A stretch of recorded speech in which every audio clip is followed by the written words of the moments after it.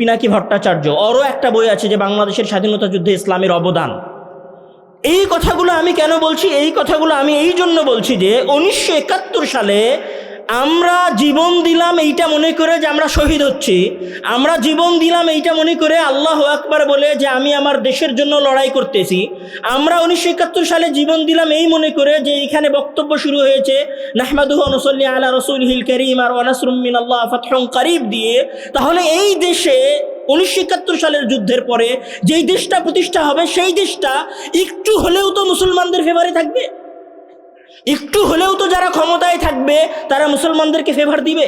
কিন্তু আমরা দেখেছি বাংলাদেশে 1971 সাল থেকে নিয়ে শুরু করে 1972 সাল থেকে নিয়ে শুরু করে আজ অবধি যখনই বাংলাদেশের স্বাধীনতার যুদ্ধ কথা এসেছে তখনই মুসলমানদেরকে অপমান করা হয়েছে, রাজাকার হিসেবে দাড়ি টুপিওয়ালা ব্যক্তিদেরকে উপস্থাপন করা হয়েছে। আর এই স্বাধীনতার যুদ্ধকে এক চাটিয়ে হাতিয়ে নিয়ে যাওয়ার চেষ্টা করেছে বাংলাদেশের সেকুলারেরা, যারা ওই সময় লেজ গুটিয়ে ভারতে অবস্থান করছিল।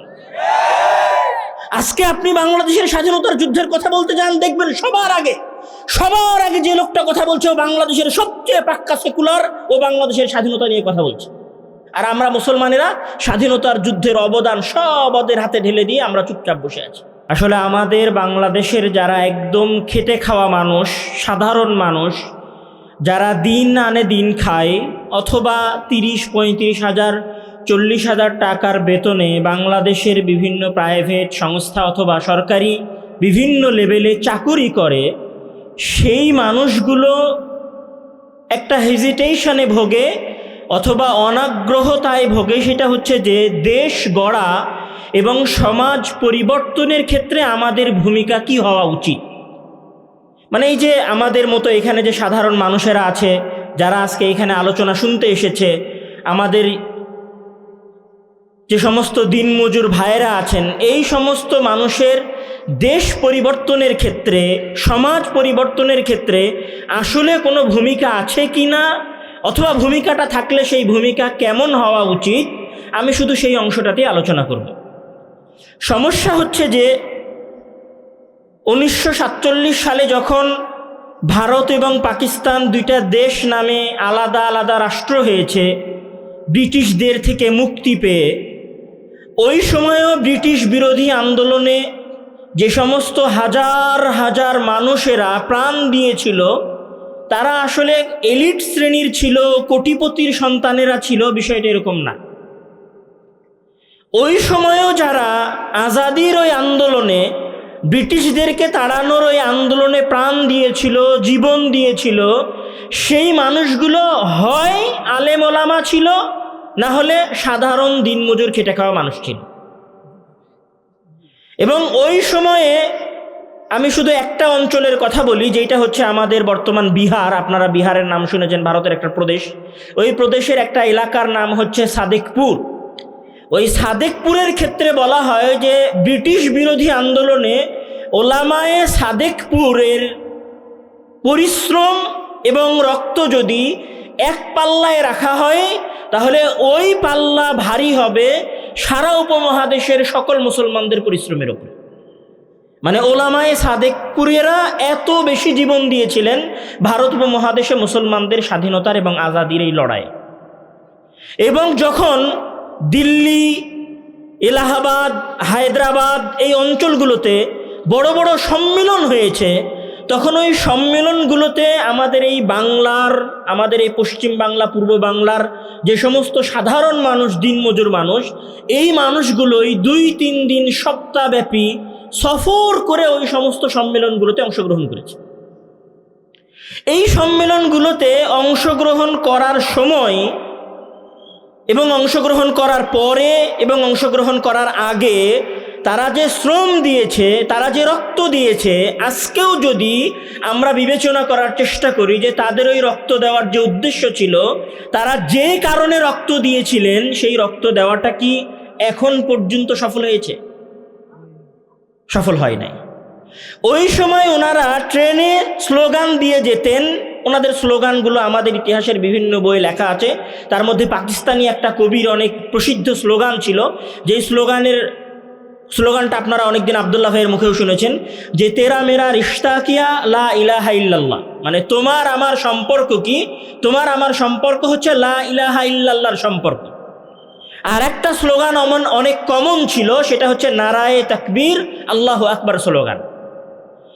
তাহলে ব্রিটিশ বিরোধী আন্দোলনের যে জিহাদি আন্দোলন হয়েছিল, যে লড়াই হয়েছিল, সেই লড়াই মূলত আল্লাহু আকবার এই স্লোগানের উপরেই হয়েছিল, আর লা ইলাহা ইল্লাল্লাহ এই কালেমার উপরেই হয়েছিল। আচ্ছা, যদি আল্লাহু আকবার এবং লা ইলাহা ইল্লাল্লাহর স্লোগানের উপরেই আন্দোলন হয়ে থাকে এবং স্বাধীনতার আজাদির লড়াই হয়ে থাকে, তাহলে লড়াইয়ের পরে স্বাধীন হওয়া এই মুসলিম রাষ্ট্রের নিয়ম কানুন, সংবিধান, বিচার ব্যবস্থা কি হওয়া দরকার ছিল? ইসলামিক হওয়া দরকার ছিল। সবচেয়ে বড় প্রশ্ন হচ্ছে, যেই আন্দোলন এবং যেই যুদ্ধকে আপনি জিহাদি আন্দোলন বললেন, জিহাদের নামে প্রাণ দেওয়ার পরে, জিহাদের নামে জীবন দেওয়ার পরে যেই দেশ প্রতিষ্ঠা হয়, সেই দেশে কি ইসলামী শাসনের বাইরে অন্য কোনো শাসন ব্যবস্থা প্রতিষ্ঠা করার কোনো অপশন থাকে? থাকে না। কিন্তু আপনারাই প্রাণ দিয়েছেন, আপনাদের মতো সাধারণ মানুষেরা প্রাণ দিয়েছেন, কিন্তু প্রাণ দেওয়ার পরে ক্ষমতা চলে গেছে তৎকালীন সময়ের সবচেয়ে এলিট শ্রেণীর সন্তান মিস্টার আলী জিন্নার কাছে, এবং মিস্টার আলী জিন্নার আশেপাশে যারা ছিল তাদের কাছে। প্রাণ দিয়েছে সাধারণ মানুষ কিন্তু আল্লাহু আকবার বলে, প্রাণ এবং জীবন দিয়েছে সাধারণ মানুষ কিন্তু লা ইলাহা ইল্লাল্লাহ বলে। কিন্তু যাদের হাতে ক্ষমতার ডোর ছিল, তারা যেহেতু সেকুলার ছিল, সুতরাং আমরা কি করতে পারিনি? ইসলামী শাসন ব্যবস্থা প্রতিষ্ঠা করতে পারিনি। ঠিক 1947 সালের পরে যখন 1971 সালে বাংলাদেশ স্বাধীন হলো, আপনারা সবাই, আমাদের বাংলাদেশে আসলে বাংলাদেশের স্বাধীনতার যুদ্ধের ইতিহাস এত বিকৃত করে, এত জঘন্যভাবে পেশ করা হয়েছে যে একজন সাধারণ মুসলিমও দাড়ি রাখতে এবং টুপি পরতে ইতস্ত বোধ করে।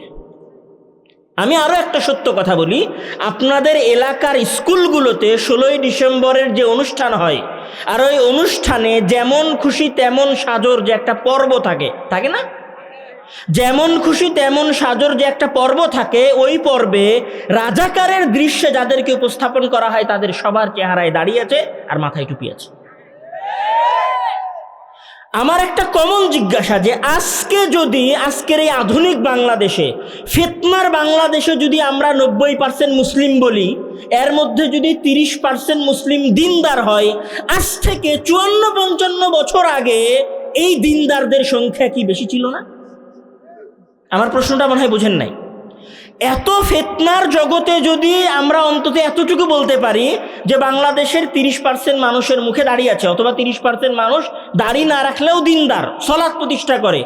আজ থেকে 54 বছর পূর্বে যখন বাংলাদেশের স্বাধীনতার যুদ্ধ হয়েছিল, তখন কি দাড়ি রাখা মানুষদের এবং ইমানদারদের সংখ্যা আজকের চাইতে একটু হলেও বেশি ছিল না? ছিল। আজকের 24-এর আন্দোলনে যে সমস্ত পোলাপাইন জীবন দিয়েছে, যেই সমস্ত ছেলেরা শহীদ হয়েছে, তারা যদি আল্লাহু আকবার বলে শহীদ হয়ে থাকে, মানে তাদের ভাষায় আর কি, আল্লাহু আকবার বলে জীবন দিয়ে থাকে, এবং সেইটার সংখ্যা যদি 1400 জনের মধ্যে 1200 থেকে 1300 জন হয়, তাহলে 1971 সালে যদি 30 লক্ষ মানুষ, আপনাদের হিসাব অনুযায়ী 30 লক্ষ মানুষ জীবন দিয়ে থাকে, তার মধ্যে 29 লক্ষ মানুষ দিনদার মুসলিম ছিল না? তাদের মুখে দাড়ি ছিল না? তারা সালাত, সিয়াম, হজ, যাকাত করতেন না? তাহলে কিভাবে 16ই ডিসেম্বরের অনুষ্ঠানে আপনার যেমন খুশি তেমন সাজো পর্বে রাজাকারের চেহারায় দাঁড়িয়ে থাকে? এটা হচ্ছে বিকৃত ইতিহাস। তো আমি যে কথাটা এখানে বলতে চাচ্ছিলাম সেটা হচ্ছে যে 1971 সালের স্বাধীনতার যুদ্ধে আপনারাই জীবন দিয়েছেন। আমি যদি জাস্ট ছোট্ট একটা কথা বলি 1971 সালের স্বাধীনতার যুদ্ধের মুসলমানদের অবদান নিয়ে, তাহলে আমি বলবো যে 1971 সালের 26শে মার্চ যখন আমাদের চট্টগ্রাম বেতার কেন্দ্র থেকে মুক্তিযুদ্ধের ঘোষণা দেওয়া হলো, ওই মুক্তিযুদ্ধের ঘোষণার দ্বিতীয় পর্বে কবি আব্দুস সালাম উনি যখন ঘোষণা শুরু করেন, তখন উনি বলেছিলেন যে নাহমাদুহু ওয়া নুসাল্লি আলা রাসূলিহিল কারীম। এই বাক্য দিয়ে উনি ওনার স্বাধীনতার কবিতা পাঠ করা শুরু করেছিলেন, এবং উনি ওনার বক্তব্য শেষ করেছিলেন নাসরুম মিনাল্লাহ ওয়া ফাতহুন কারীব দিয়ে। আপনি এখানে ইসলাম খুঁজে পান নাই? আধুনিক ইসলাম হলো, ইসলাম খুঁজে পান নাই? এখানে ইসলাম আছে। তারপরে 1971 সালের স্বাধীনতা যুদ্ধ চলা অবস্থায় 14 এপ্রিল যখন বাংলাদেশের অস্থায়ী সরকারের পক্ষ থেকে জনসাধারণের কাছে যেই লিফলেট, ওই সময় যারা যুদ্ধ করেছে তারা ভালো বলতে পারবে, যে প্রচারণা পত্র পাঠানো হয়েছিল, সেই প্রচারণা পত্রটা আপনারা আবার পড়ে দেখেন। ওই প্রচারণা পত্রের পুরো লাইনে এবং প্রত্যেক লাইনে আল্লাহ এবং মুসলমানদের এবং আল্লাহর জমিনে স্বাধীনভাবে বসবাসের কথা লেখা আছে। 1971 সালে যত যুদ্ধ হয়েছে, ওই সমস্ত যুদ্ধের যত সেক্টর কমান্ডার ছিলেন, অধিকাংশ না, 99.9% সেক্টর কমান্ডারেরা মুসলিম ছিলেন। বাংলাদেশের যতজন বীরশ্রেষ্ঠ আছে, 7 জন বীরশ্রেষ্ঠ, 7 জনের 7 জন বীরশ্রেষ্ঠই কি মুসলমানদের মধ্যে। এবং বাংলাদেশের মুক্তিযুদ্ধের যে হয়েছে, এই সমস্ত মুক্তিযুদ্ধে যে সমস্ত ক্যাম্প ছিল, সকল ক্যাম্পে সালাত আদায় করা এবং কোরআন তেলাওয়াতের জায়গা ছিল। যদি আমার এই কথাগুলো বিশ্বাস না হয়, তাহলে গণপ্রজাতন্ত্রী বাংলাদেশ সরকারের পক্ষ থেকে মুক্তিযুদ্ধের স্বাধীনতার দলিলপত্র নামে বিশাল বই আছে। ওই বই পড়ে নিয়েন, 3য় খণ্ড, 4র্থ খণ্ড এবং 5ম খণ্ড। 1ম খণ্ডেও কিছু আলোচনা আছে। ওই যে আমাদের বর্তমান সময়ের যাকে আমরা অনেক চিনি, পিনাকি ভট্টাচার্য, ওরও একটা বই আছে যে বাংলাদেশের স্বাধীনতা যুদ্ধে ইসলামের অবদান। এই কথাগুলো আমি কেন বলছি? এই কথাগুলো আমি এই জন্য বলছি যে 1971 সালে আমরা জীবন দিলাম এইটা মনে করে যে আমরা শহীদ হচ্ছি, আমরা জীবন দিলাম এইটা মনে করে আল্লাহু আকবার বলে যে আমি আমার দেশের জন্য লড়াই করতেছি। আমরা 1971 সালে জীবন দিলাম এই মনে করে যে এইখানে বক্তব্য শুরু হয়েছে নাহমাদুহু ওয়া নুসাল্লি আলা রাসূলিহিল কারীম আর ওয়া নাসরুম মিনাল্লাহ ফাতহুন কারীব দিয়ে। তাহলে এই দেশে 1971 সালের যুদ্ধের পরে যেই দেশটা প্রতিষ্ঠা হবে, সেই দেশটা একটু হলেও তো মুসলমানদের ফেভারে থাকবে, একটু হলেও তো যারা ক্ষমতায় থাকবে তারা মুসলমানদেরকে ফেভার দিবে।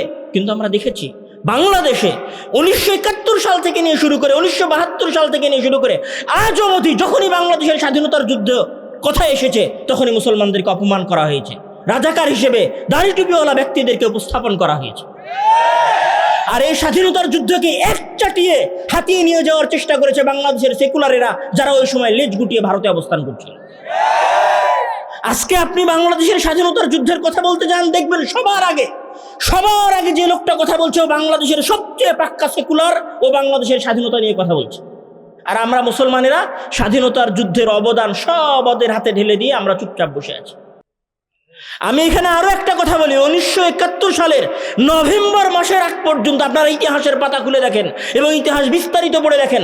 1971 সালের নভেম্বর অক্টোবর মাসের আগ পর্যন্ত এই যে বাংলাদেশের বর্তমান সংবিধানে আছে যে গণতান্ত্রিক সরকার হতে হবে, ধর্মনিরপেক্ষতাবাদ থাকতে হবে, সমাজতান্ত্রিক সমাজ ব্যবস্থা হতে হবে, এই যে ধর্মনিরপেক্ষতাবাদের কথা, এইটা অক্টোবরের আগ পর্যন্ত, আমি বলছি 1971 সালের অক্টোবরের আগ পর্যন্ত ধর্মনিরপেক্ষতাবাদের কথা বাংলাদেশের স্বাধীনতার যুদ্ধের কোথাও ছিল না। আপনারা শেখ মুজিবের যেই বক্তব্য এই যাবৎ প্রচার করেছেন, শেখ মুজিবের এই বক্তব্যের মধ্যে, বক্তব্যের শেষে কি ছিল? ইনশাআল্লাহ বাক্য ছিল। তো ইনশাআল্লাহ বাক্য দিয়ে যে স্বাধীনতার যুদ্ধ ঘোষণা হয়, সেই স্বাধীনতা যুদ্ধের পরে যেই দেশ প্রতিষ্ঠা হয়, সেই দেশে কিভাবে ধর্মনিরপেক্ষতাবাদ থাকতে পারে? আপনার যদি বিশ্বাস না হয়, তাহলে আপনি মেজর জলিল, যিনি সম্ভবত আমাদের নবম সেক্টর কমান্ডার ছিলেন, মেজর জলিলের বিশাল বই আছে, 4-5টা বই আছে মেজর জলিলের, আপনি সবগুলো বই পড়েন। উনি বাংলাদেশের স্বাধীনতার যুদ্ধ নিজে যুদ্ধ করেছে, নিজে মুক্তিযুদ্ধ ছিলেন এবং বাংলাদেশের স্বাধীনতার যুদ্ধের কথা উনি বর্ণনা করেছেন। আপনি সেই ইতিহাস পড়েন। আমি এইখানে যে কথাটা বলতে চাচ্ছিলাম যে 1971 সালে আপনারা জীবন দিলেন, দিনের জন্য জীবন দিলেন, দিনের ভালোবাসায় জীবন দিলেন, মাতৃভূমির জন্য জীবন দিলেন, মাতৃভূমির ভালোবাসায় জীবন দিলেন। আপনারা এই কথা বলে জীবন দিলেন যে আমার দেশের স্বাধীনতা যদি কেউ কেড়ে নিতে চায়, নিজের মাল এবং রক্ত এবং সম্মানের হেফাজত করা ইসলামে জায়েজ, এই জন্য আমরা আমাদের 1971 সালের যুদ্ধে জীবন দিয়েছি। ওই জীবন দেওয়ার পরে কি আপনাদের আশা পূর্ণ হয়েছিল? হয় নাই। 24-এ আপনারা যে আন্দোলন করলেন, 24-এর আন্দোলনেও সবচেয়ে বেশি প্রাণ দিয়েছে বাংলাদেশের কোনো কোটিপতির ছেলে মারা গেছে, এই নিউজ আছে আপনাদের কাছে? কোনো ধনীর ছেলে মারা গেছে, কোনো বড় রাজনৈতিক নেতার ছেলে মারা গেছে মনে আছে আপনাদের? এরকম একটা নাম গুনে দিতে পারবেন? মারা গেছে কারা? যার ছেলে এই নরসিংদী অঞ্চলে কারখানায় কাজ করে, মাঠে কাজ করে এবং ছেলেকে ঢাকা বিশ্ববিদ্যালয়ে পড়ায়, ওই ছেলেটা ঢাকায় মারা গেছে। যার বাপ দিন আনে দিন খায়, তাদের সন্তানেরাও এখানে মারা গেছে। আর 24-এর আন্দোলন শেষ হওয়া হয় নাই, ক্ষমতার যে বন্টন হয়েছে, ক্ষমতার বন্টন সব এলিট শ্রেণীরা দখল করে নিয়ে গেছে। যারা একদিনও রাস্তায় নেমে স্লোগান দেয় নাই, যারা একদিনও রাস্তায় নেমে আন্দোলন করে নাই, তারাই 24-এর পরে আমাদের কাছ থেকে ক্ষমতা ছিনিয়ে নিয়ে চলে গেছে। আপনাদেরকে শুধু বুড়ি আঙ্গুল দেখায়ছে। 1947, 1971 এবং 24-এর এই আন্দোলনে সবচেয়ে বেশি যারা অপমানিত হয়েছে এবং সবচেয়ে বেশি যারা বঞ্চিত হয়েছে, তারা হচ্ছে এই অঞ্চলের সাধারণ মুসলিম জনগণেরা। কিন্তু আমি বলছি, আজকের পরে এবং আজ থেকে 15-20 বছর পরে এই গণতন্ত্র আপনাকে আবারও বিপ্লব নিয়ে এসে দিবে, কিন্তু ওই বিপ্লবে যেন বাংলাদেশের এলিট শ্রেণীরা ক্ষমতা বন্টন করে ছিনিয়ে নিয়ে যেতে না পারে, আপনাদেরকে সেই প্রস্তুতি গ্রহণ করতে হবে। সেই প্রস্তুতি গ্রহণ কি করে হবে? সেই প্রস্তুতি গ্রহণ নিয়ে এইভাবে হবে না যে আপনি আবার কেউ মিছিলের ডাক দিবে, ঢাকা বিশ্ববিদ্যালয়ের কোনো এক পোলা মিছিলের ডাক দিবে, আপনি সেই মিছিলে অংশগ্রহণ করবেন, অংশগ্রহণ করার পরে বলবেন নারায়ে তাকবীর, আল্লাহু আকবার, বুলেট আসবে, আপনার বুকে লাগবে, আপনি মারা যাবেন। আর এইভাবে আবার আগামী আন্দোলন হবে, আবার সেকুলাররা বাংলাদেশের ক্ষমতায় আসবে। এই সিস্টেমে আগালে, শুধুমাত্র নারায়ে তাকবীর এবং আল্লাহু আকবারের সিস্টেমে আগালে, আপনি আজকেও যেমন কৃষক ছিলেন, আজকেও যেমন নিজের সামান্য অধিকারের জন্য আপনি রাস্তায় রাস্তায় ঘুরতেছেন, আজ থেকে 25 বছর পরে, আজ থেকে 100 বছর পরে আপনি এখনকার মতো রাস্তায় রাস্তায় ঘুরতে থাকবেন। সবার আগে ওই পরিবেশ পরিবর্তন করতে হলে যেই জিনিসটা আপনাকে করতে হবে, সেটা হচ্ছে সবচেয়ে কম্পালসারি শর্ত। শুনতে আসলে কমন কথা মনে হবে, কিন্তু কমন কথাই আমরা পালন করি না। সবচেয়ে সবার আগে যে জিনিসটা করতে হবে সেটা হচ্ছে জ্ঞান অর্জন করতে হবে। আমি এখানে জ্ঞান অর্জন করার কথা বলতে গিয়ে জাস্ট একটা দলিল নিয়ে আসব। আপনারা একটা কমন এবং পরিচিত ঘটনা, আদম আলাইহিস সালাম এবং হাওয়া আলাইহিস সালামকে সৃষ্টির ঘটনা আপনারা শুনেছেন, শোনেন নাই?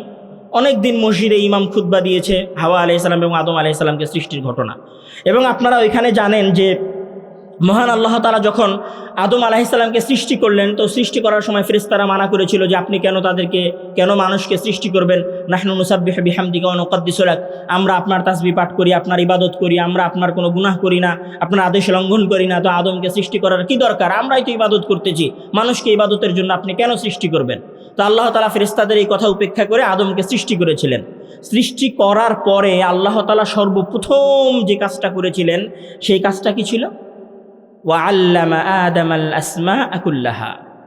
আদমকে সৃষ্টি করার পরে মহান আল্লাহ তাআলা আদমকে সর্বপ্রথম যেই জিনিসটা দিয়েছিলেন, আল্লামা আদামাল আসমাআ কুল্লাহা, সারা পৃথিবীর যত কিছুর জ্ঞান আছে আর যত কিছুর নাম আছে, সকল নাম মহান আল্লাহ তাআলা আদম আলাইহিস সালামকে শিখিয়ে দিয়েছিলেন। মহান আল্লাহ তাআলা আদমকে সৃষ্টি করার পরে এটা বলেননি যে হে আদম, আমি তোমাকে সৃষ্টি করছি, তুমি আশরাফুল মাখলুকাত, তুমি সর্বশ্রেষ্ঠ সৃষ্টি, যাও আমি তোমাকে পৃথিবীর সবচেয়ে ক্ষমতাশীল সৃষ্টি বানালাম, একথা বলেননি। আবার এটাও বলেননি হে আদম, আমি তোমাকে পৃথিবীর সকল সোনা দানা হীরা জহরত মানি মাণিক্য যা আছে সব তোমার পায়ের কাছে নিয়ে এসে দিয়ে দিলাম, তুমি এই পৃথিবীর সবচেয়ে ধনী সৃষ্টি। এটাও মহান আল্লাহ তাআলা বলেন নাই। বরং উনি আদমকে সৃষ্টি করার পরে আদমকে সর্বপ্রথম যে জিনিসটা দিয়েছিলেন সেটা হচ্ছে ওয়াআল্লামা আদামাল আসমাআ কুল্লাহা, আদমকে সকল কিছুর নাম শিখিয়েছিলেন।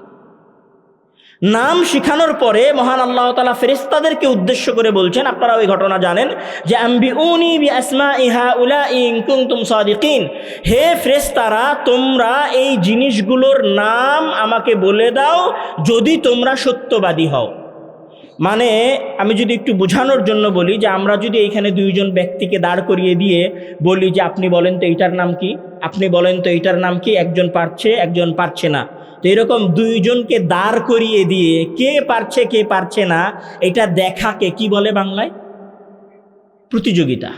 এটা কি বলে? প্রতিযোগিতা। তাহলে আদম এবং ফেরেশতাদের মাঝে পৃথিবীর ইতিহাসের সর্বপ্রথম যে প্রতিযোগিতা সংঘটিত হচ্ছে সেটা কিসের প্রতিযোগিতা ছিল? সেটা কিসের প্রতিযোগিতা ছিল? জ্ঞানের। যারা একটু আগে ঠিক বলে স্লোগান দিচ্ছিলেন, যারা এখান থেকে বের হয়ে রাস্তায় গিয়ে নারায়ে তাকবীর স্লোগান দিবেন, আমি তাদের কাছে শুনতে চাচ্ছি ওই প্রতিযোগিতাটা কিসের প্রতিযোগিতা ছিল?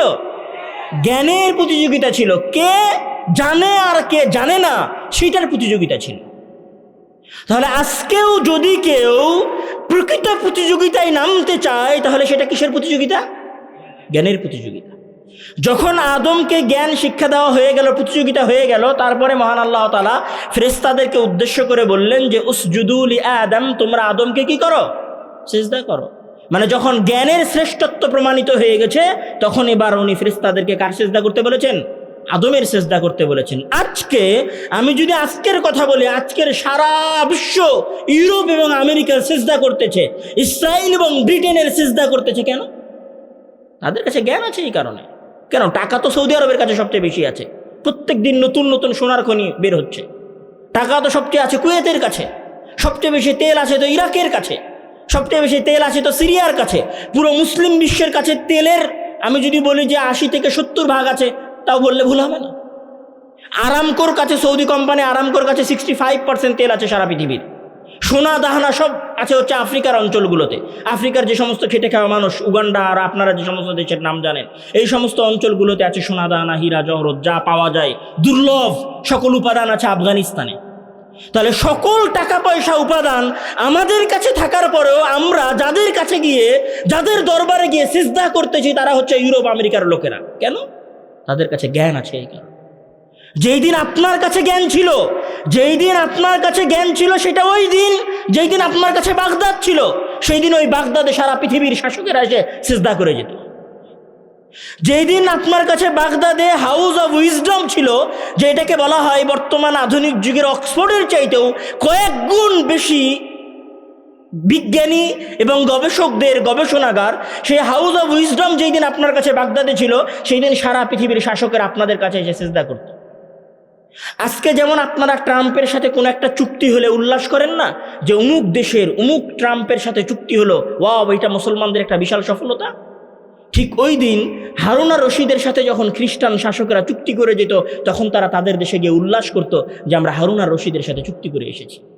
কেন? সেই দিন হারুন আর রশিদের কাছে বাগদাদে জ্ঞান ছিল। যেই দিন আপনার কাছে আন্দালুসে, গ্রানাডা এবং কর্ডোভায় জ্ঞান ছিল, সেই দিন ইউরোপ থেকে ইউরোপের ছাত্ররা, ইউরোপের সন্তানেরা জ্ঞান অর্জন করার জন্য আসতো কর্ডোভা এবং আন্দালুসে। আর যেই দিন আপনার কাছে কর্ডোভা এবং আন্দালুস ছিল, যেই দিন আপনার কাছে বাগদাদ ছিল, যেই দিন আপনার কাছে দেমাস্ক ছিল, যেই দিন আপনার কাছে খোরাসান ছিল, সেই দিন সারা পৃথিবী আপনার ভয় থরথর করে কাঁপত। সব ইতিহাস আপনারা জানেন। সেই দিন কাঁপত শুধু এই কারণে যে আপনাদের কাছে জ্ঞান ছিল। পৃথিবী পরিচালনার মূলনীতি আছে। এই মূলনীতি কোনো সময় ধর্ম দিনের কারণে চেঞ্জ হয় না। পৃথিবী পরিচালনার মূলনীতি কি? যে সূর্য পূর্ব দিকে উঠবে আর পশ্চিম দিকে অস্ত যাবে, এটা কোনো সময় পরিবর্তন হবে না। যেই দিন পরিবর্তন হবে সেই দিন পৃথিবী ধ্বংস হয়ে যাবে। পৃথিবী পরিচালনার কমন মূলনীতি হচ্ছে যে পরিশ্রম করবে আল্লাহ তাআলা তাকে সেটার প্রতিদান দিবে। যদি অমুসলিমও হয়, যদি সে কাফেরও হয়, ও যদি পরিশ্রম করে তাহলে আল্লাহ তাআলা তাকে প্রতিদান দিবে। দুনিয়ার রুলস হচ্ছে কেউ যদি 100 তলা থেকে লাফ দেয় তাহলে তার মরে যাওয়ার সম্ভাবনা 100%। দুনিয়ার রুলস হচ্ছে যে এখানে এক সময় জোয়ার হয় সমুদ্রে, আর এক সময় ভাটা নামে। দুনিয়ার নিয়ম হচ্ছে যে এখানে সকাল আছে আর সন্ধ্যা হয়। ঠিক এইরকম দুনিয়ার রুলস, মানে আল্লাহ তাআলা পৃথিবী পরিচালনায় এই মূলনীতি সেট করে দিয়েছেন যে যারা যখন জ্ঞানকে অর্জন করবে এবং জ্ঞানের প্রতিযোগিতায় নেমে থাকবে এবং জ্ঞানের প্রতিযোগিতায় অংশগ্রহণ করবে, সারা পৃথিবীকে আল্লাহ তাআলা তাদের গোলাম বানিয়ে দিবেন, চাহে সে কাফের হোক, চাহে সে মুসলিম হোক। যেই দিন আপনারা আবার আপনাদের সন্তানেরা, মানে আপনাদের কৃষকের সন্তানেরা, দিনমজুর মানুষের সন্তানেরা, যেই দিন খেটে খাওয়া লোকগুলোর সন্তানেরা প্রকৃত শিক্ষিত হওয়া শুরু হবে, সেই দিন বাংলাদেশের মানুষদের ভাগ্য পরিবর্তন। আপনারা দেখেছেন, আমি কাউকে আইডল বলছি না, আমি কাউকে আমাদের অনুকরণীয় ব্যক্তিত্ব মনে করি না, তারপরেও বলছি যে আপনারা একজন হাদির ভার এবং একজন হাদির যোগ্যতা এবং একজন হাদির মৃত্যুতে পুরো সরকারে যে উথাল পাথাল হয়েছে, সারা বাংলাদেশে যে উথাল পাথাল হয়েছে, সেই উথাল পাথাল আপনারা দেখেছেন। হাদির এই উথাল পাথালের পেছনের মূল কারণ কি ছিল? হাদির জ্ঞান। হাদি যখন টকশোতে বসেছে তখন ওর সামনে আর কেউ কথা বলতে পারে নাই। চিন্তা করেন, জাস্ট ইমাজিন, আপনি এটাও কল্পনা করেন যে আজ থেকে 15 বছর পরে যদি হাদির মতো সহি মানহাজের, ধরেন হাদির মানহাজ ভুল ছিল, আকিদার ভুল ছিল, সব ভুল ছিল, 15 বছর পরে যদি সহি আকিদা এবং সহি মানহাজের 1000 জন হাদি তৈরি হয়, তাহলে একটা হাদির মৃত্যুতে যদি এরকম উথাল পাথাল হয়, ওইরকম 1000 জন হাদি যদি মাঠে থাকে, বাংলাদেশ কোথায় যাবে? ওইটার প্রস্তুতি নেন। নারায়ে তাকবীর, আল্লাহু আকবারের মাঝে কোনো ফায়দা নাই। পড়াশোনা করেন ঘরে, বিপ্লব প্রতিষ্ঠিত হবে অটোমেটিক্যালি রাস্তায়। হারিয়ে যান টেবিলের মাঝে, হারিয়ে যান লাইব্রেরির বইয়ের সেলফে, তারপর ওইখান থেকে বারুদের মতো বের হন। আপনি যেই দিন বারুদের মতো বের হবেন, সেই দিন এই দেশে এক নীরব অভ্যুত্থান সংঘটিত হবে। সেই দিন এই যে এলিট শ্রেণীর রাজার ছেলে রাজাদেরকে দেখছেন না, এরা কোনোদিন আর থাকবে না। ওরা আপনাদেরকে শুধু বেকার হওয়ার রাস্তা বলে দিতে পারে, ওরা আপনাদেরকে শিক্ষিত হওয়ার রাস্তা কোনোদিন বলে দেয় নাই, কোনোদিন বলে দিবে না। ওরা আপনাদেরকে টাকার লোভ দেখাতে পারে, কিন্তু আপনি কিভাবে ওই ক্ষমতার মসনদ পর্যন্ত যাবেন সেই রাস্তা আপনাকে কোনোদিন দেখায় নাই, কোনোদিন দেখাবে না। আপনাকে এসে শুধু বলবে আমাকে একটা ভোট দিয়েন। দেখেন, ভোট আপনারা 54 বছর থেকে দিচ্ছেন। যখন শেখ হাসিনা 2009-এর পরে ভোট চাইতে এসেছিল, তখন আমার মনে আছে যে পত্রিকায় তার বোরখা ছিল, বোরখার নিচে ব্লাউজের হাত ছিল এতদিন পর্যন্ত। তখন মানুষ ওই হাত দেখে, তখন মানুষ ওই বোরকা পরা দেখে ভেবেছিল হ্যাঁ এবার মনে হয় মুসলমানদের মুক্তির রাস্তা তৈরি হচ্ছে। সব বাংলাদেশের ধর্মপ্রাণ মুসলমানেরা হাসিনাকে ভোট দিয়েছিলেন। তারপরে 17 বছরের রাজত্ব আপনারা দেখেছেন। তার আগে যারা ছিল 2000 সালে, তাদেরকে আপনারা ভেবেছিলেন এরা এরশাদের চাইতে ভালো হবে। তখন আপনারা তাদেরকে 95, 96 এর পরে 2000-এ আপনারা তাদেরকে ক্ষমতায় বসিয়েছিলেন। যতবার আপনারা আশা করেছেন, যতবার আপনারা আশা দেখেছেন, ততবার আপনাদের আশা 1947, 1971, তারপরে 24, তার আগে এরশাদের আন্দোলন, সকল আন্দোলনে আপনারা যতবার আশা করেছিলেন যে এই দেশ পরিবর্তন হবে, কোনোবার আপনাদের দেশ পরিবর্তন হয় নাই, হবে না। আগামী 1000 বছর যদি আপনারা এইভাবেই লিল্লাহি তাকবীর আল্লাহু আকবার বলে জীবন দিতে থাকেন, কোনোদিন এদেশের ভাগ্যাকাশে এদেশের সাধারণ মানুষদের নতুন সূর্য উদিত হবে না। যেই দিন আপনারা জ্ঞানের বিপ্লব নিয়ে আসতে পারবেন, যেই দিন ওই চেয়ার ধরেন, কথার কথা আপনি আন্দোলন করলেন, সব করার পরে বাংলাদেশের সচিবালয়ে যেগুলো বসে আছে সব তো চোর বাটপারেরা বসে আছে। একটা তো সত্য বলে না, সত্য বলতে দেয় না, নিজে ঘুষ খায়, আর একজন যে ঘুষ খায় না তাকে ঘুষ খাইতে বাধ্য করে। ওদেরকে ক্ষমতায় রেখে আপনারা তো কোনোদিন বাংলাদেশকে পরিবর্তন করতে পারবেন না। আপনারা বলছেন বিচার ব্যবস্থা সংশোধন করতে হবে। বিচার ব্যবস্থায় যে জজ আর উকিলেরা বসে আছে সব তো চোর বাটপার মিথ্যুকেরা বসে আছে, কিভাবে সমাধান হবে? তাহলে ওই জায়গায় এমন সন্তানকে পাঠাতে হবে যে তার বাপকে দেখেছে যে আমার বাপ মাঠে কাজ করেছে, আর আমার বাপ আমাকে দ্বীনের শিক্ষা দিয়েছে যে মরে গেলেও সত্য বলতে হবে, মরে গেলেও ন্যায় প্রতিষ্ঠা করতে হবে, মরে গেলেও আদল প্রতিষ্ঠা করতে হবে, মরে গেলেও ইনসাফ প্রতিষ্ঠা করতে হবে, আমার শত্রুর সাথে হলেও আমাকে ইনসাফ করতে হবে। এই রকম বিশ্বাস নিয়ে পড়াশোনা করে সঠিক আকীদা এবং মানহাজ রেখে যেই ছেলে ওই আন্দোলনে যাবে, যেই ছেলে ওই সচিবালয়ে যাবে, যেই ছেলে জজ এবং উকিল হবে, আজ থেকে 25 বছর পরে হলেও বাংলাদেশের ভাগ্যাকাশে নতুন আলো উদিত হবে। সেইটার জন্য আপনাদেরকে প্রস্তুতি নিতে হবে, সেইটার জন্য আপনার সন্তানকে প্রস্তুত করতে হবে। এই যে আজকে এই জালসায় এতগুলো মানুষ এসেছেন, এতগুলো মানুষের মাঝে জালসা হবে না? জালসার পরে নাসিম ভাই অনেক কষ্ট করে প্রোগ্রাম করেছে, অনেক টাকা পয়সা এটার পিছনে খরচ করেছে। আমরা এসেছি, আব্দুর রহিম বক্তব্য দিয়েছে, আমি বক্তব্য দিচ্ছি, আমার পরে আবদুল্লাহ ভাই বক্তব্য দিচ্ছে, আমার বক্তব্যের পরে সাথে সাথে আপনারা ঠিক বলতেছেন, আবদুল্লাহ ভাই বক্তব্য দিবে, তখন আরও জোরে জোরে ঠিক বলবেন। আপনার ওই ঠিকের আওয়াজ শেষ আর আপনার কর্ম শেষ। এই প্রোগ্রামের ভূমিকাও এখানে শেষ। বাংলাদেশে প্রোগ্রাম হচ্ছে না, আপনাদের এলাকায় কতগুলো প্রোগ্রাম হয়েছে, অসংখ্য প্রোগ্রাম হয়েছে। এই প্রোগ্রামে সমাজ পরিবর্তন হয় নাই, এই প্রোগ্রামে সমাজ পরিবর্তন হবে না। আবার বলছি, এই প্রোগ্রামে সমাজ পরিবর্তন হয় নাই, এই প্রোগ্রামে সমাজ পরিবর্তন হবে না। যারা প্রোগ্রামের আয়োজন করছেন তাদের এবং যারা এই প্রোগ্রামে এসেছেন তাদের উভয়েরই নিয়ত পরিবর্তন করা দরকার। আমার আজকের এই অনুষ্ঠানে শুধু একটা অনুরোধ আমি করে যাব যে আপনারা অন্তত এতটুকু মাথার মধ্যে নিয়ে যান যে আমি আমার সন্তানকে চরম লেভেলের শিক্ষিত করব, এত শিক্ষিত করব এবং তাকে এত যোগ্য করে গড়ে তুলব যেন সে একদিন বাংলাদেশের সাধারণ মানুষদের প্রতিনিধিত্ব করতে পারে। অন্তত এই অনুষ্ঠানের মাঝে থাকা 5টা যুবক এবং 5টা বাবার সন্তান যদি ওই রকম ইন্টেলিজেন্ট এবং ট্যালেন্টেড হতে পারে, তাহলে হয়তো বাংলাদেশের সমাজ পরিবর্তন হতে পারে। আমার আরও 2টা পয়েন্ট ছিল, আমি আমার প্রথম পয়েন্টেই আমার কথা শেষ করছি। গুরুত্ব গুরুত্বপূর্ণ কথা। সমাজ পরিবর্তন করতে হলে আপনি স্কুলে পড়েন চাহে মাদ্রাসায় পড়েন, আপনি বিশ্ববিদ্যালয়ে পড়েন চাহে কওমি মাদ্রাসা থেকে দাওরা ফারেক করেন, আপনার মাথার মধ্যে এই জিনিসটা রাখেন যে জ্ঞান ছাড়া পরিবর্তন হয় নাই, কোনোদিন জ্ঞান ছাড়া সমাজ পরিবর্তন হবে না। জ্ঞান অর্জন করার প্রতিযোগিতায় নামেন, আপনি জ্ঞান অর্জন করতে থাকেন, সাথে সত্যবাদিতা, ইনসাফ এবং ন্যায়পরায়ণতা রাখেন। আপনি যদি অমুসলিমও হন, আপনি যদি সলাতও আদায় না করেন, আপনি যদি কাফেরও হন, তারপরেও দেখবেন যে একটা সুন্দর রাষ্ট্র আপনার প্রতিষ্ঠা করতে পেরেছে। মানে এটা হচ্ছে মূলনীতি। আল্লাহ তাআলা এইভাবে পৃথিবীটাকে রেখে দিয়েছেন। আমি অনুরোধ করব আজকের এই আলোচনায়, একটা আমার শেষ অনুরোধ, যেই অনুরোধের উপরে আমি বক্তব্য দিচ্ছি। দেখেন, আপনারা 47-এ জীবন দিয়েছেন, 71-এ জীবন দিয়েছেন, 24-এ জীবন দিয়েছেন। আমি চাই না সামনে আরও একটা বিপ্লব আসুক, সেই বিপ্লবে আপনাদের সন্তানেরা আবার জীবন দিই, আবার এলিট শ্রেণীরা দেশ থেকে এসে ক্ষমতা আপনাদের কাছ থেকে নিয়ে যাক, দেশের বাইরে থেকে এসে ক্ষমতা আপনাদের কাছে নিয়ে যাক, দেশে এসি ঘরের মধ্যে বসে থেকে ক্ষমতা আপনাদের কাছে নিয়ে যাক। এই রকম বঞ্চিত হওয়া দৃশ্য আমি বারবার দেখতে চাই না। আমি চাই আগামীর যে বিপ্লব হবে, সেই বিপ্লবে যে সমস্ত যুবকেরা বাংলাদেশের শাসন ক্ষমতায় যাবে, যে সমস্ত যুবকেরা বাংলাদেশের সচিবালয়ে যাবে, যে সমস্ত যুবকেরা বাংলাদেশের জজ, আদালত, হাইকোর্টে যাবে, সেই সমস্ত যুবকেরা যেন বাংলাদেশের আনাচে কানাচে থেকে উঠে আসা সাধারণ, দিনদার, মুনসেফ, সত্যবাদী, পড়ুয়া যুবক হয়।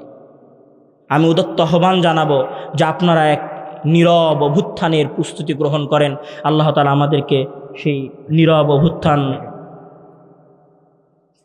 নীরব অভ্যুত্থান বাস্তবায়নের পথে এগিয়ে যাওয়ার তৌফিক দান করুক। আল্লাহুম্মা আমিন।